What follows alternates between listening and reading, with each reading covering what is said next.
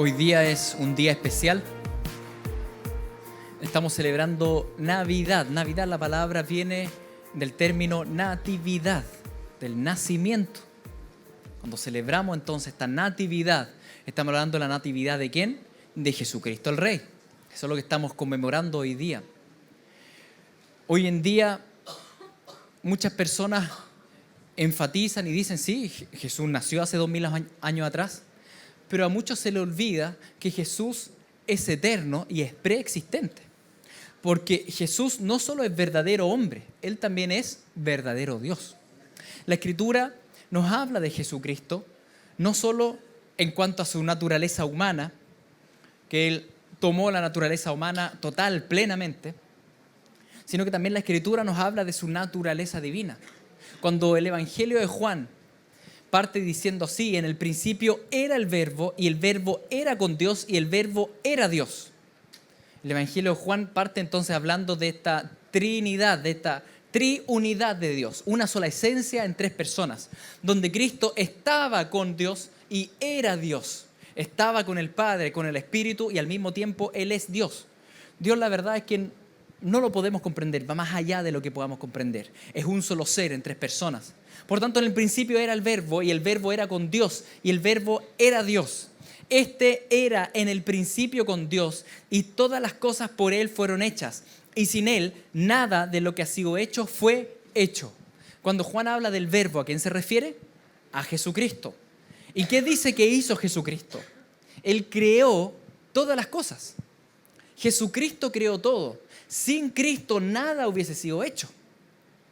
Es Jesús. Dice, todas las cosas por Él fueron hechas, es decir, por el Verbo, enviado por el Padre, y sin Él nada de lo que ha sido hecho fue hecho. Entonces, si bien Jesucristo se encarnó y tomó naturaleza humana hace 2000 años atrás, no debemos olvidar que Él siempre ha existido. Él es eterno. Él es el alfa y la omega. Jesucristo es Dios. Por tanto, cuando la Biblia nos habla de Cristo, y muchas veces nosotros leemos el Nuevo Testamento y decimos, bueno, Jesús aparece desde los Evangelios en adelante, desde el Nuevo Testamento. La verdad es que no, Él aparece desde mucho antes. Él está presente en el Génesis, Él está presente en todo el Antiguo Testamento. Todo el Antiguo Testamento me habla de Cristo. Me habla de Cristo ya sea por medio de simbología, de tipología, de profecía, por medio de la historia de redención, pero también en apariciones físicas de Dios, las que llamamos teofanías o cristofanías, las apariciones de Dios en el Antiguo Testamento. Apariciones que son bien misteriosas y que vemos presentes en prácticamente todos los libros del Antiguo Testamento. Una de las famosas apariciones es cuando Dios se aparece ante Abraham. Eso lo leemos en Génesis 18, cuando dice, después le apareció Jehová en el encinar de Mambré, estando él, hablando de Abraham, estando Abraham sentado a la puerta de su tienda en el calor del día. Y alzó sus ojos y miró, y he aquí 3 varones que estaban junto a él. Y cuando los vio, salió corriendo de la puerta de su tienda a recibirlos, y se postró en tierra y dijo, Señor, si ahora he hallado gracia en tus ojos, te ruego que no pases de tu siervo. Es muy interesante el texto, porque resulta que Dios se aparece a Abraham, y después dice, eran 3 hombres. Y resulta que Abraham se levanta y se postra ante uno de esos 3 hombres. El texto más adelante diría que 2 de esos hombres eran ángeles y uno era Jehová. Lo que era un gran misterio. ¿Cómo puede ser Jehová? ¿Acaso la Biblia no dice también en los textos del Nuevo Testamento que a Dios nadie le ha visto jamás? ¿Acaso la Biblia no dice que Dios vive en una luz inaccesible a quien nadie ha visto ni puede ver? Entonces, ¿cómo puede ser que Dios se haya aparecido y haya conversado con Abraham? A tal punto que Abraham incluso lo reconoció. Y dice, es el Señor. Y fue y se postró ante él. O sea, ya lo había visto antes. ¿Cómo puede ser? Ahora bien, esto era un misterio durante todo el Antiguo Testamento. ¿Cómo era que Dios se aparecía físicamente y hablaba con las personas si nadie lo ha visto? Pero en el Nuevo Testamento, todo ese misterio queda plenamente revelado en la figura de Cristo. Jesucristo, el que revela plenamente la Trinidad. Si bien la Trinidad está esbozada en el Antiguo Testamento, es Jesucristo el que finalmente dice, ¿saben qué? El Padre y yo uno somos. y habla de esta tripersonalidad de Dios en un solo ser. Dios es uno en tres personas. Al Padre nadie lo ha visto. Y el Espíritu es espíritu, no es físico. Pero resulta que la segunda persona de la Trinidad, el Hijo, siempre ha sido mediador entre Dios y los hombres. Resulta que es el Hijo, la imagen del Dios invisible.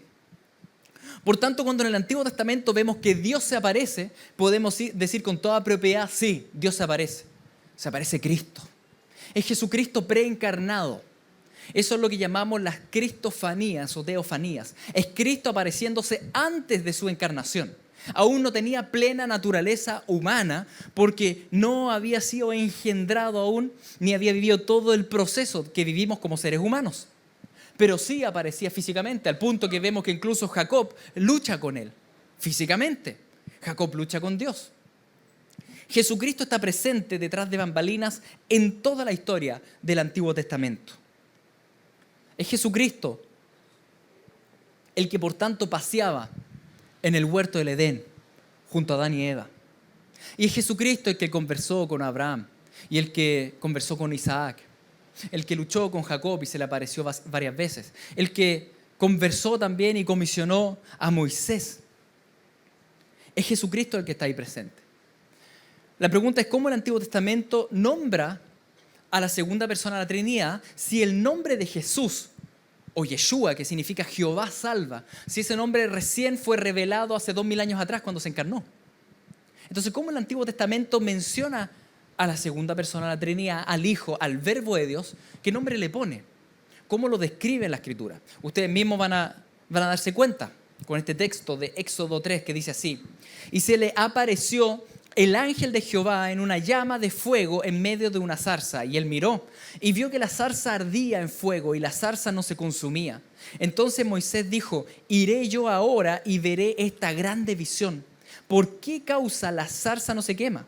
Y viendo Jehová que él iba a ver, lo llamó Dios de en medio de la zarza y dijo: Moisés, Moisés. Y él respondió: heme aquí. Hay un personaje misterioso en todo el Antiguo Testamento que es llamado ángel de Jehová. La palabra ángel significa mensajero. Este mensajero de Jehová resulta que está presente en prácticamente todas las historias del Antiguo Testamento y es igualado a Dios. Por tanto, resulta que el ángel de Jehová está en la zarza y después dice, Dios lo llama a Moisés. Y es Jehová el que lo ve que se acerca. El ángel de Jehová es Jehová. ¿Cómo puede ser? ¿Cómo se explica esto? Es la segunda persona de la Trinidad, es el Hijo, es el Verbo de Dios. Antes que su nombre glorioso Jesucristo sea conocido, el Antiguo Testamento lo menciona como el ángel de Jehová. Cuando el Antiguo Testamento habla del ángel de Jehová y lo homologa a Dios, es Jesús. Es Jesucristo, el alfa y la omega, presente en prácticamente todas las historias del Antiguo Testamento, detrás de bambalinas, sin comprenderlo bien. Pero es el mensajero de Dios, porque resulta que Jesucristo siempre y durante toda la historia de la humanidad es Jesucristo el mediador entre Dios y los hombres. Es Jesucristo el verbo activo de Dios. Es Dios con nosotros. Emmanuel. Emmanuel es Cristo. El ángel de Jehová es Cristo. Por tanto, cuando uno lee las historias, nos empezamos a dar cuenta que si bien hay personajes que están adelante, que aparecen una y otra vez, en realidad el único que aparece durante toda la historia detrás de bambalinas hablando con las personas es este mediador entre Dios y los hombres. Es Jesucristo. Vemos que conversa con la esclava Agar y salva al hijo de Ismael, ¿no es cierto?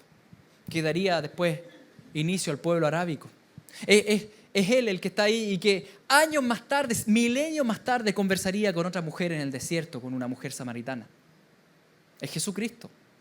Cuando vemos que el Señor se aparece a un hombre y lo saca de Ur de los Caldeos y lo conduce al Medio Oriente, es el buen pastor. Es Jesucristo. Y cuando vemos que un Salvador, un Redentor, conduce a Moisés con el pueblo fuera y va a la vanguardia y a la retaguardia del pueblo de Israel, protegiéndolos y guiándolos en el desierto, es Jesucristo, el ángel de Jehová. La Escritura dice que el ángel de Jehová es Cristo. Es Dios mismo a quien Dios dice, en Él puse mi nombre y mi esencia. Cuando vemos que este ángel de Jehová se aparece a Josué, vemos que el general de los ejércitos celestiales, Cristo mismo, el que conduce e introduce al pueblo a la conquista del Medio Oriente. Y cuando después aparece y comisiona a Gedeón y comisiona a Sansón, es el Salvador, el que liberta a su pueblo. Siempre ha sido Jesucristo, queridos. Jesucristo preencarnado, las cristofanías, las apariciones del Verbo de Dios activamente en medio de la historia humana. Cuando hablamos entonces del nacimiento de Jesús, nunca debemos perder de vista que si bien Él se encarnó hace 2000 años atrás, Jesucristo, Él, en la imagen del Dios invisible, el primogénito de toda creación, porque en Él fueron creadas todas las cosas, las que hay en los cielos, las que hay en la tierra, visibles e invisibles, sean tronos, sean dominios, sean principados, sean potestades, todo fue creado por medio de Él y para Él. Los ángeles, ¿por quién fueron creados? Por Cristo. ¿Y para quién fueron creados los ángeles? Para Jesucristo. El mismo diablo, ¿por quién y para quién fue creado? Para Cristo. Y se rebeló contra Cristo. Pero todo fue creado por y para este Jesús que nace como bebé 2000 años atrás. Era un gran misterio celestial. De hecho, los que fueron a ver a ese gran nacimiento, nos dice la Biblia que fue un coro de cantores. Dice que fue el ejército de los cielos. Dice las huestes celestiales. Los ejércitos se aparecen ahí ante los pastores de Belén y se ponen a cantar. Y claro, los pastores se asustan porque cuando un ejército canta no es como un coro bonito como acá, ¿no es cierto? Estaban asustados. Ángeles guerreros se aparecen porque el que estaban haciendo era el príncipe de los cielos, el general de los ejércitos celestiales. El que están haciendo, el que nació hace 2000 años atrás. Y que nació en tanta debilidad. ¿Por qué? ¿Por qué nació en tanta debilidad? Era necesario. Porque era necesario. Vamos a volver al estudio de Primera Reyes. Porque creo que Primera Reyes nos indica al pesebre y nos indica la cruz de Cristo. ¿Se acuerdan lo que estuvimos hablando en Primera Reyes? ¿Qué hablamos el domingo pasado? Hablamos de la confrontación en el Monte Carmelo, ¿se acuerdan? En este libro del Antiguo Testamento, en Primera Reyes, capítulo 18, vemos que Elías, el profeta Elías, confronta a la idolatría del pueblo de esa época, confronta a los sacerdotes satánicos de Baal, confronta al rey Acab y Dios lo respalda. Se juntan todos estos sacerdotes, ¿no es cierto? Y hay 2 altares y Elías dice al Dios verdadero que haga descender fuego del cielo, porque ellos pensaban que Baal hacía descender fuego. Entonces él dice, ok, pongan a todos los sacerdotes, pónganlos a saltar, a bailar y que caiga fuego del cielo si Baal es real. Y resulta que no pasó nada. Y después Elías hace una oración y cae fuego del cielo. Lo estuvimos estudiando el domingo pasado. Vamos a repasar brevemente un par de versículos. Dice así en Primera Reyes 18.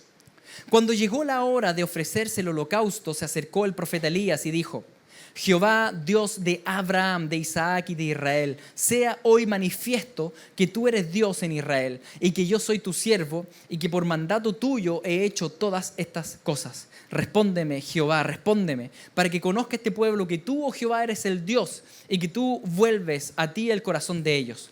Entonces cayó fuego del cielo y consumió el holocausto, la leña, las piedras y el polvo, y aún lamió el agua que estaba en la zanja. Les hablé brevemente también de este pasaje ya el domingo pasado. Elías no recurre a gritos, a cánticos, a saltos, no, él hace una breve oración. Pequeña oración, pero plenamente correcta la oración. Una oración que invoca en primer lugar al Dios verdadero, ese Dios que se apareció a Abraham, ese Dios que se apareció a Isaac, ese Dios que se apareció a Jacob, también llamado Israel. ¿Y quién es ese Dios? El Dios Trino, que se apareció por medio del mediador, Jesucristo, a cada uno de ellos. Y él dice, sea hoy manifiesto que tú eres Dios en Israel y que yo, tu siervo, y por mandato tuyo he hecho estas cosas. Y tenemos la clave de la oración ahí, que esta oración que Elías hace no es simplemente un invento de él. Él se suma a la voluntad de Dios. Y cuando nos sumamos a la voluntad de Dios y oramos en su voluntad, es imposible que Dios nos responda, porque estamos pidiendo lo que Él quiere. Y continúa y dice: Jehová, respóndeme para que conozca este pueblo que tú, oh Jehová, eres el Dios. Y vemos la motivación, el espíritu adecuado detrás de la oración de un creyente. Es que Dios sea glorificado. Elías no está orando para que Él sea salvado o para que Él sea puesto en alto, sino que Él está orando para que Dios sea glorificado, para que el nombre de Dios sea exaltado. Y esa es la misión de Dios. Por tanto, Dios iría a contestar obviamente una oración así. Y termina la oración diciendo: y que tú vuelves a ti el corazón de ellos. La termina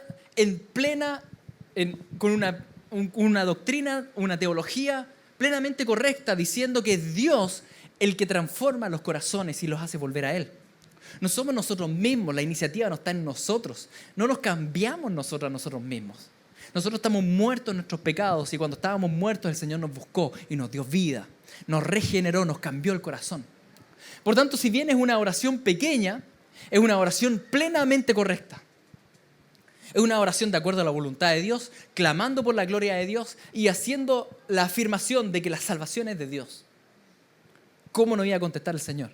Claramente contestó. Y cayó fuego del cielo. Acto seguido, ¿qué es lo que pasa? Viéndolo todo el pueblo se postraron y dijeron: Jehová es el Dios, Jehová es el Dios.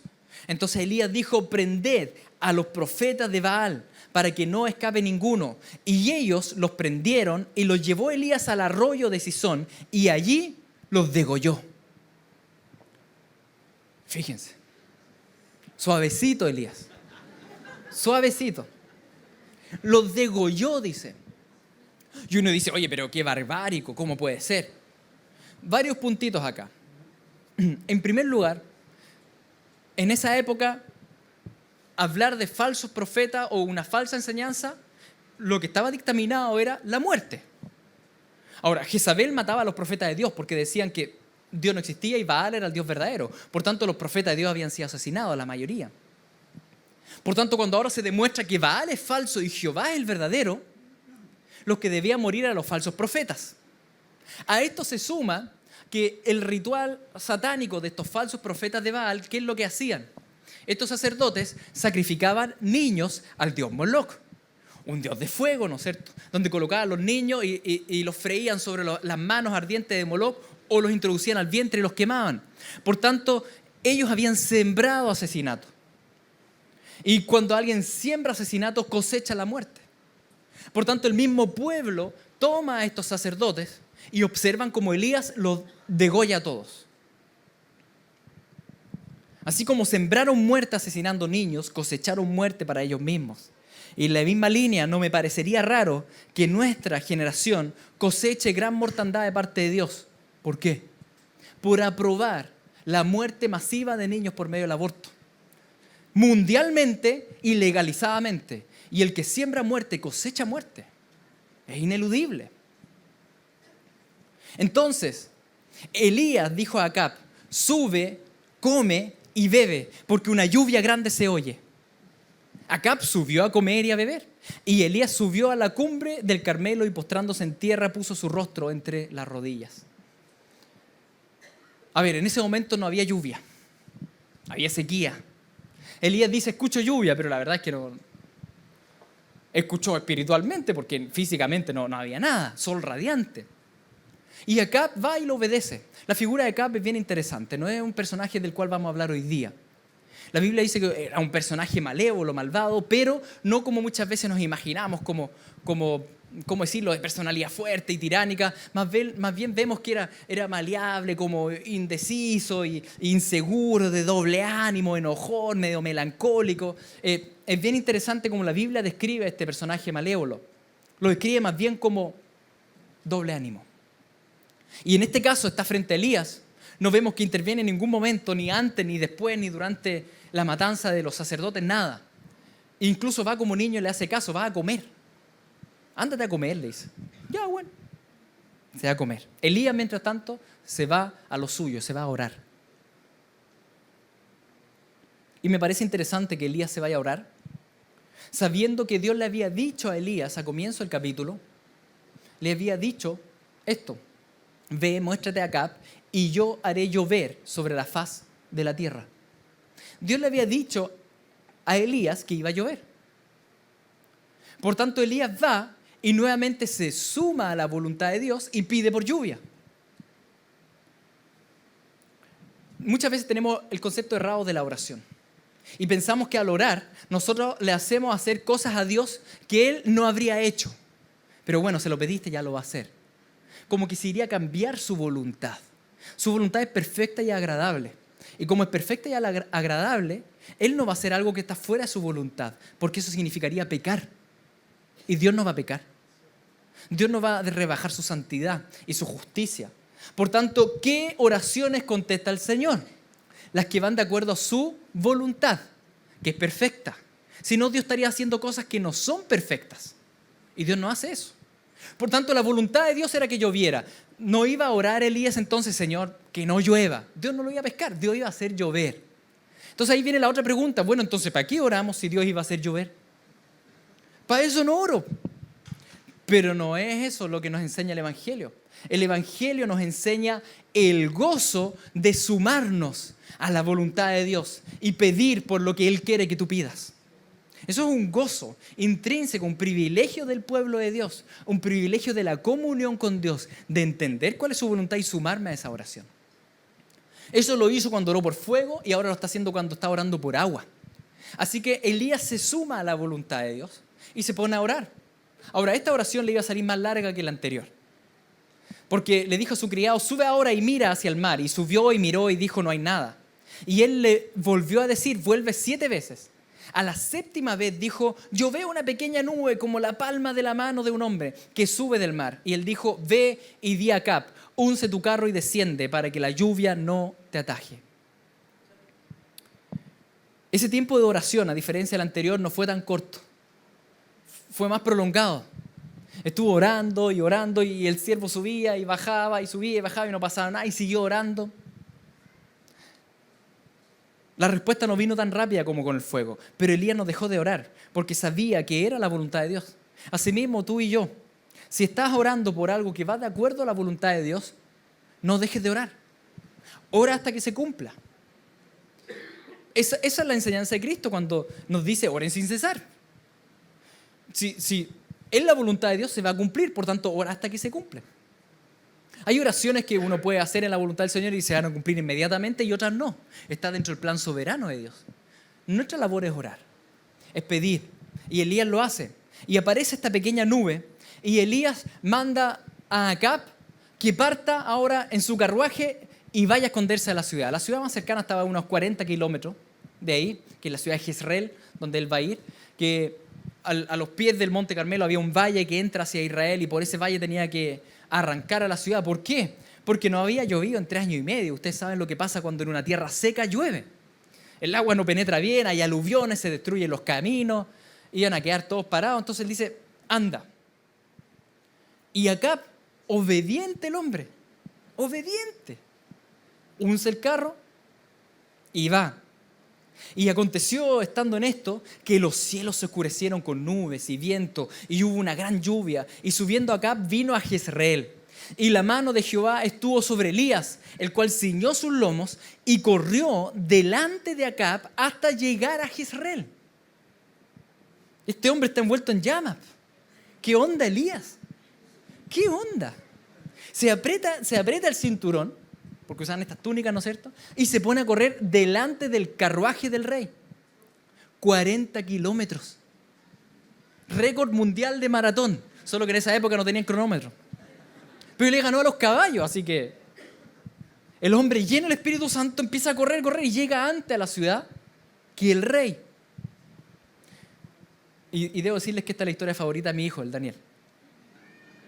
Él es fan del atleta Elías y el otro día me dijo, mira, en el cielo quiero correr una carrera contra él. Que le gusta correr. Elías ha tenido un día, pero ya poderoso, lleno de victoria. Oró, cayó fuego, oró, cayó agua. Mató a 1000 sacerdotes ocultistas. Ante el pueblo, él ha sido levantado. El rey le obedeció en todo. Elías está, pero en la cumbre uno podría decir, oye, este es un superhombre. Po. Este era el hombre que necesitamos, este es el Mesías. Este es el Mesías, ¿qué más esperamos? Acab dio a Jezabel, que era la reina malvada, ¿se acuerdan? Acab dio a Jezabel la nueva de todo lo que Elías había hecho y de cómo había matado a espada a todos los profetas. Entonces envió Jezabel a Elías un mensajero diciendo, así me hagan los dioses y aún me añadan, si mañana a estas horas yo no he puesto tu persona como la de uno de ellos. Jezabel, la asesina de creyentes. Jezabel que ha matado a cientos de profetas. Jezabel que instauró la idolatría a Baal en Israel. Ella dice, él mató a mi sacerdote, mañana él está muerto. Ahora, ¿de qué nos preocupamos? Sí, Elías oró y cayó fuego, oró y llovió. Elías es un hombre valiente. Elías enfrentó solo a todo Israel. Enfrentó a Acab, enfrentó al pueblo. Elías es un superhombre. ¿Acaso va a tener miedo de esta amenaza? Yo creo que para nada. Porque este Elías está lleno del Señor. Se puso a correr y llegó antes que los caballos. Así que veamos cómo ahora Elías confronta a Jezabel. Viendo pues el peligro, se levantó y se fue Elías para salvar su vida. Y vino a Berseba, que está en Judá, y llegó y dejó ahí a su criado, y él se fue por el desierto un día de camino, y vino y se sentó debajo de un enebro, y deseando morirse, dijo, basta ya, oh Jehová, quítame la vida, pues no soy mejor que mis padres. Guateó Elías. ¿Y dónde quedó ese Elías? Lleno de poder. Ese Elías que corre y más rápido que los caballos, y ese Elías que ora, que intercede. Está como impulsado por el pánico. Y corrió, sí, pero corrió para lo más lejos que pudo. Recuerdan que Israel estaba el reino del norte y el reino del sur. Y el reino del sur, la ciudad más al sur del reino del sur, era Berseba. Es como que no solo escapó del reino del norte, se fue al reino de Judá y se fue a la ciudad más lejana de Judá. Se fue a Punta Arenas. Y cuando llegó a Punta Arenas, tomó un bote y se puso a remar. Y se metió un día hacia el desierto, hacia el sur. Y cuando llega ahí, se sienta bajo un arbusto y dice, ya Señor, mátame. Mátame. Menos mal, el Señor contesta las oraciones que van de acuerdo a su voluntad. Gracias, Señor, por eso. Mira, lo que rescatamos de esta oración es que fue bien sincero el hombre. Pero estaba tan incorrecta, si bien era sincera, estaba tan incorrecta que Dios nunca contestó esa oración, al punto que Elías no murió. El Señor se lo llevó en un carro de fuego. Nos damos cuenta que todo lo bueno que hizo Elías en realidad no provenía de Elías. Era el poder del Espíritu. Era Cristo que estaba con él. No era Elías, es Dios el protagonista. La verdad es que Elías tiene toda la razón cuando él llega ahí y llega ya espiritualmente desgastado, físicamente desgastado, emocionalmente desgastado y dice, no soy mejor que mis padres. Y tiene toda la razón. Elías no era mejor que sus padres. Elías no era mejor que Abraham, no era mejor que Adán. De hecho, él es descendiente de Adán. Y como tal, él es parte de la raza caída, como tú y yo. Tú y yo no somos mejores que nuestros padres. Y tal vez cuando alguna vez creciste y eras adolescente, decías, yo nunca voy a ser como mis papás. Y ahora, igualito. No somos mejores que nuestros padres, queridos. No lo somos. Y después con el tiempo uno le echa la culpa a la vida. Es que la vida, no es la vida, es la carne humana. Es la carne humana que nos lleva a pecar. Y ahora estamos frente al verdadero Elías. Elías es un hombre débil. Elías es un hombre que tiene miedos, que tiene temores, que tiene angustias, como tú y yo. O como escribe Santiago, Elías es un hombre con pasiones semejantes a las tuyas y a las mías. ¿Y qué hará el Señor con él? ¿Qué hará el Señor con este hombre que ya sus fuerzas se agotaron y que no resultó ser el superhombre que todos esperábamos? Desde Génesis, que se está esperando ese descendiente de Eva que iba a pisar la cabeza a la serpiente, y parecía ser que Elías iba por buen camino. Pero ya no. ¿Qué hará el Señor con él? ¿Lo irá a desechar? Ya acabó la carrera de Elías. Y echándose debajo del enebro, se quedó dormido. Y he aquí, luego, el ángel le tocó y le dijo: levántate, come. Entonces él miró, y aquí a su cabecera una torta cocida sobre las ascuas y una vasija de agua. Y comió y bebió y volvió a dormirse. Y volviendo el ángel de Jehová la segunda vez, lo tocó diciendo: levántate y come, porque largo camino te resta. Se levantó pues y comió y bebió. ¿Qué sucedió? Sucede lo que ha ocurrido en prácticamente todas las historias del Antiguo Testamento. Aparece en el momento de debilidad, en el momento de angustia. Aparece el personaje central. Aparece el ángel de Jehová, el mensajero de Dios. Aparece Jesucristo. Aparece el buen pastor. Cuando Elías ya no da más y lo desecha, no lo desecha. En nuestros tiempos de debilidad, cuando estamos así como Elías, estamos deprimidos y hemos tenido un día, pero ya a full, y después la semana siguiente todo mal. Ahí es donde vemos más palpable a nuestro buen pastor. Resulta que el milagro que hace acá Cristo con Elías es más grande probablemente, o es más fantástico lo que pasó con los cuervos o lo que pasó con la viuda de Sarepta. Resulta que Elías está durmiendo y Jesús le hace una fogatita. Le hace un pancito, y cuando Elías despierta hay una tortillita al rescoldo ahí, calentita, con el olor. Resulta que mientras Elías está durmiendo, Jesús aparece y le hace una fogata. Como siglos después se lo haría a sus discípulos cuando ellos están pescando peces, ¿no es cierto? Y vuelven y Jesús los está esperando con una fogatita. ¿Le gusta al Señor las fogatas? Es que Él las creó. Él creó la fogata. ¿Le gusta la fogata? La fogata fue creada por y para Él. Por tanto, Él hace ese fueguito y hace el pancito que tanto nos gusta. Es que Jesucristo tuvo el plan del pan, porque todo fue creado por y para Él. Y el pan iba a ser una figura muy importante que Él iba a ocupar continuamente para explicar el mensaje. Y en este caso está Elías. Está triste, está depresivo, está mal, está agotado, espiritualmente abrumado. Y el Señor hace este milagro de darle este pan que no había y de darle esta agua que tampoco existía. Y no se la da con tierrita, se la da en una vasija. Es que Elías es regalón. Es como tú y yo, regalones. Y que cuando estamos derribados, el Señor está ahí y nos da el pancito y nos da el agua. Elías pensaba que su vida terminaba ahí. Él dijo: ya, suficiente, Señor. Pero el Señor tenía un recorrido para él. Tenía un recorrido que Él había diseñado. Y uno dice: pero Señor, ¿qué más? Si Él ya hizo todo lo que había que hacer públicamente. Sí, públicamente tal vez. Pero la verdad es que en lo concreto, el Señor tiene un plan para ti y para mí, que va mucho más allá de nuestras actividades públicas. Muchas veces uno piensa esto: el Señor tiene grandes cosas para mí, algún día voy a hablar a mucha gente. No, las grandes cosas generalmente no van por ahí. ¿Cuáles eran las grandes cosas?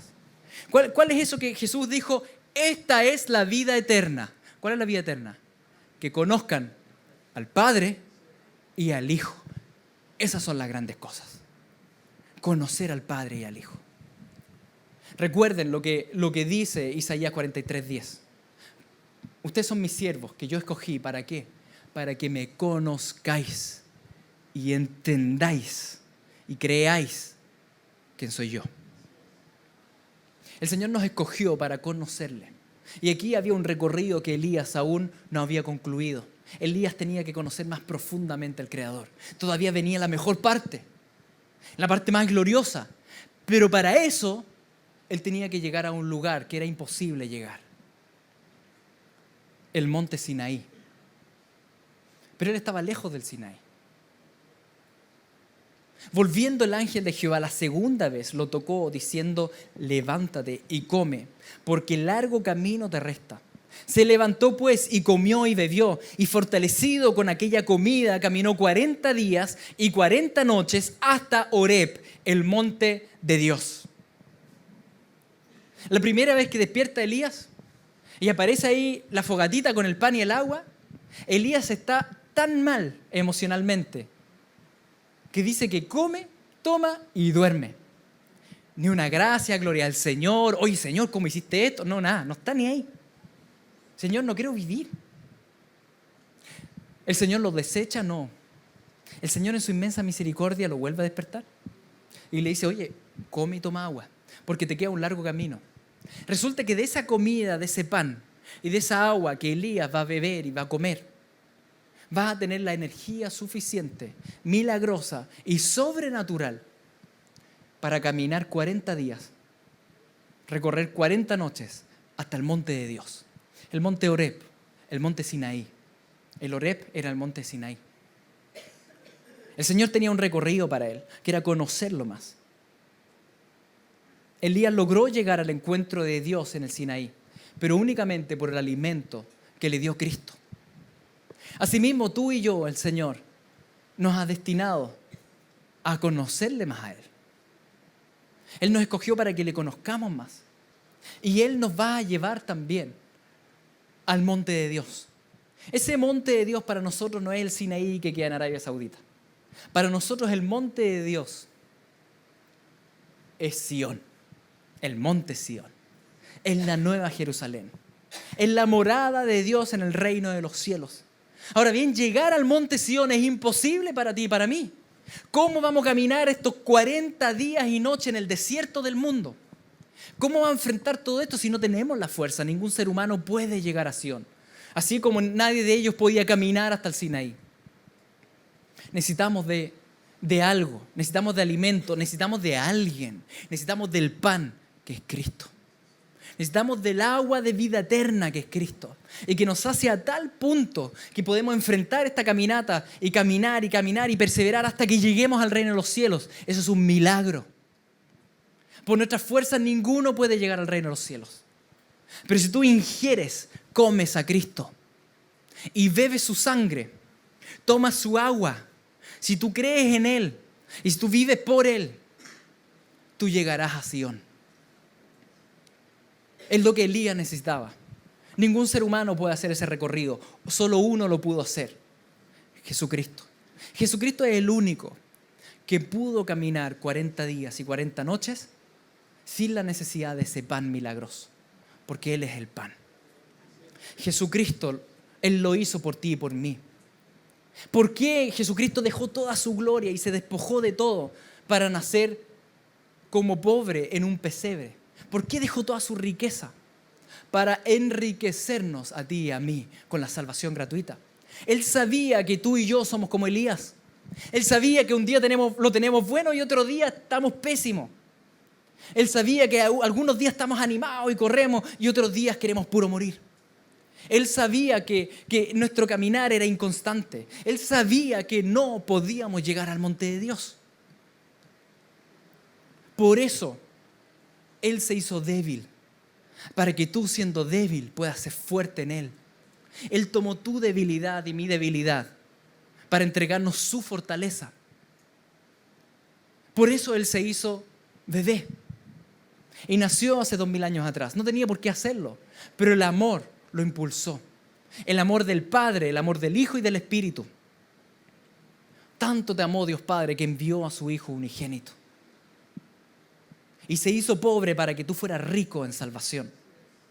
Se hizo débil para que tú fueras fuerte en Él. Se hizo pan para que tú pudieras comer de Él. Se hizo agua de vida para que seas saciado en Él. El verbo de Dios podría haber permanecido detrás de bambalinas como lo hizo por siglos. Pero 2000 años atrás, el protagonista de todo se encarnó, tomó verdadera naturaleza humana. Y gracias a eso, ahora Jesús es tu pastor y nada te faltará. Nada te faltará. Y en lugares de delicados pastos, Él te hará descansar. Así como lo hizo por tantos siglos con tanta gente. Junto a aguas de reposo, te pastoreará. El Señor. Él confortará tu alma. Y Él te guiará a ti por estas sendas de justicia, por amor de su nombre. Aunque andes en valle de sombra y de muerte, no temerás mal alguno. ¿Por qué? Porque Él estará contigo. Y su vara y su cayado te infundirán aliento. Queridos, tal vez en este tiempo tú te has sentido desechado, indigno. No puedo seguir, ¿cómo voy a seguir la carrera? He fallado en tantos ámbitos. Recuerda la historia de Elías. Recuerda el pesebre. Recuerda la cruz. Recuerda que por algo Jesucristo nació hace 2000 años atrás. Él se hizo débil para que tú fueras fuerte. Él te dio pan para que tú llegaras al monte de Sión. Vamos a orar y los servidores pueden pasar atrás. Padre Santo, te damos gracias. En tu inmenso amor, tú estuviste durante toda la historia humana, Señor, y te encarnaste. Gracias, Padre Santo, porque enviaste a tu Hijo, quien fue concebido por obra del Espíritu Santo. Nació en el vientre de la Virgen María, creció y vivió sin pecado. Y murió en la cruz, siendo el único que no debiera haber muerto. Y murió en la cruz. Moriste en nuestro lugar para darnos el pan de vida que eres tú. Con tu cuerpo partido en la cruz, ahora nosotros tenemos perdón de pecados y vida eterna. Con esa sangre derramada, nuestros pecados son borrados y limpiados. Te agradecemos. Y por eso en este día conmemoramos tu nacimiento. Y tenemos este tiempo especial de cena del Señor para gloria tuya. En el nombre de Jesús. Amén.